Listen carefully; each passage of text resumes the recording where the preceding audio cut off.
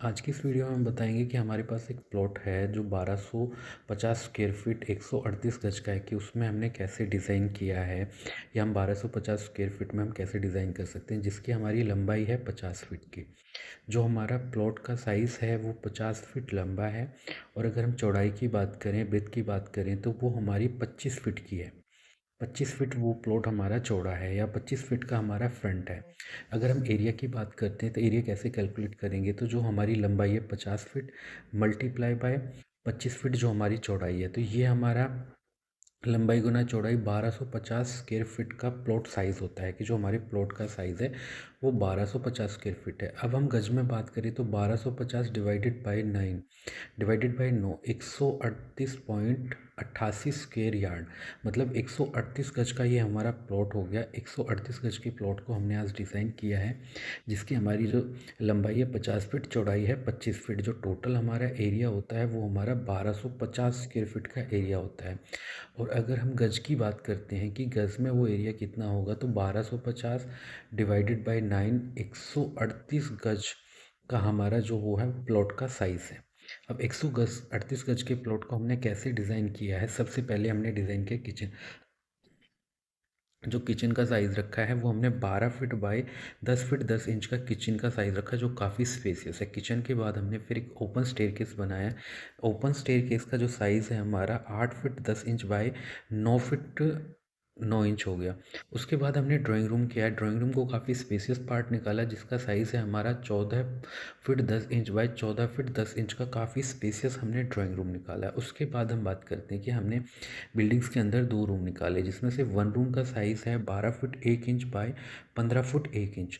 दूसरा जो हमने रूम्स निकाला वो भी हमारा काफ़ी स्पेसियस है, 11 foot 3 inch by 15 foot 1 inch. दोनों की चौड़ाई हमने सेम रखी है। इसी के अंदर हमने टॉयलेट भी निकाला, साथ में हमने एक पार्किंग का प्रोविज़न भी निकाला। जो पार्किंग के लिए भी हमने 11 foot 3 inch by 15 foot 6 inch की स्पेस छोड़ा है, जो कि काफ़ी स्पेसियस होता है। जितनी भी हमारी आउटर वॉल है वो सारी 9 इंची का ब्रिकवर्क किया है, और जितनी भी हमारी इनर्स वॉल है, इनर वॉल्स के लिए हमने 4 इंची का ब्रिकवर्क यूज़ किया है।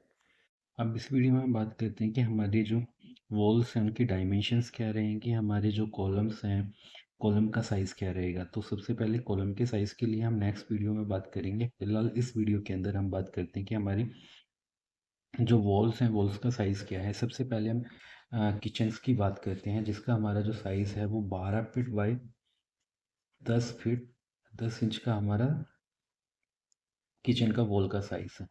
तो जो हमारी किचन्स की हमने एक वॉल को कंटिन्यू लिया है, ये 13 फीट बाई 6 इंच की हमने किचन की वॉल को कंटिन्यू लिया है, जो कि हमारी किचन की वॉल है। जो सेकंड वॉल है हमारी, उसमें हमने 2 फीट की वॉल लिया, फिर हमने 5 फीट का एक विंडो छोड़ा, उसके बाद फिर हमने 5 फीट 1 इंच की वॉल ली। 5 फीट 5 फीट 10 फीट प्लस में 2 इंच, तो हमारी 10 फीट 10 इंच की हमारी ये वॉल वॉल बन जाती है।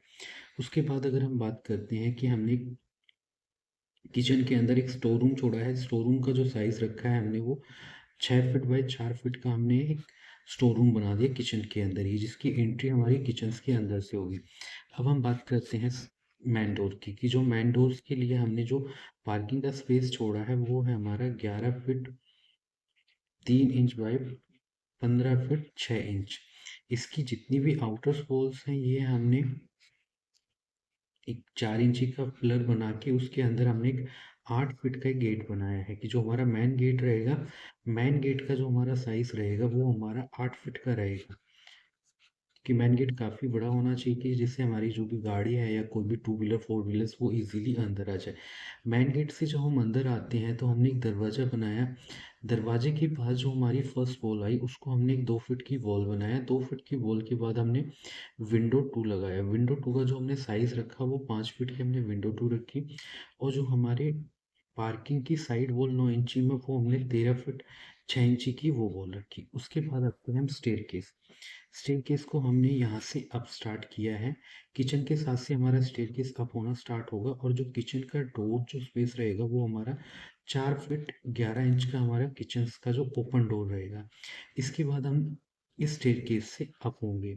जो हमने स्टेयरकेस का साइज़ रखा है, स्टेयरकेस की जो बैक वॉल आएगी उसका जो साइज़ है हमारा 8 फीट 8 फीट 8 इंच।